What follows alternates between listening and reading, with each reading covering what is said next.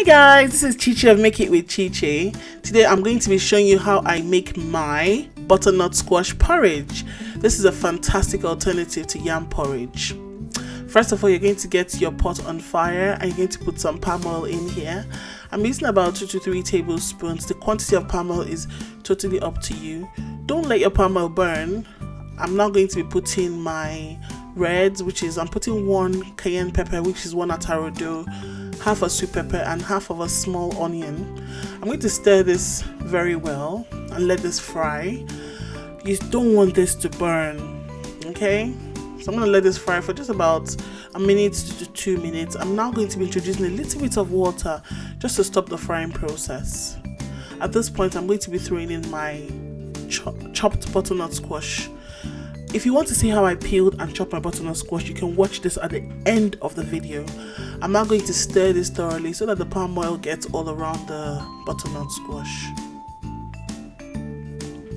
I'm now going to be putting my salt, my crayfish, and my seasoning. I'm putting some of my crayfish, I'm not putting all, because I like to leave a little bit for the end of the cooking. Okay, this is not the same way we make yam porridge.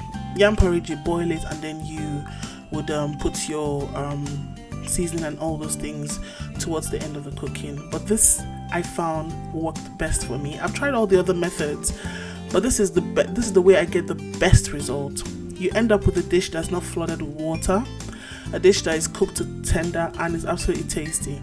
So now you're going to cover this and you're going to cook this for 10 minutes on medium to low heat, and make sure you keep on checking it. If the water is really dry, you put a little bit more until you get the right texture of butternut squash. And this worked for me. That the water I put in there, I didn't add any more, and that worked. Look at this, there's very little water in the pot. I'm adding my prawns and my smoked mackerel, which is totally optional. You don't have to put that, it's just what I wanted in this dish. I'm now adding my greens. Feel free to put whatever greens that works for you, ugu, utazi, spinach. The list is very long. Whatever greens you put in there, make sure you get the water out of it. I blanched my greens because greens, just like ugu and some other leaves, are quite tough.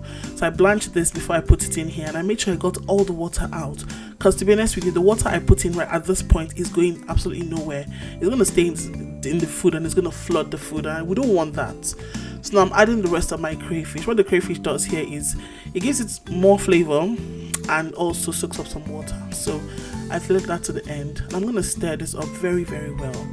I'm going to steam this just for 2 more minutes on the same low heat, just for my leaves, and the food is pretty much ready. This food did not take more than 15 minutes to cook. You don't need to boil this thing so much, just a little bit. Butternut squash is a vegetable, it cooks, it denatures with very little heat. Enjoy your meal. That's the end of this video.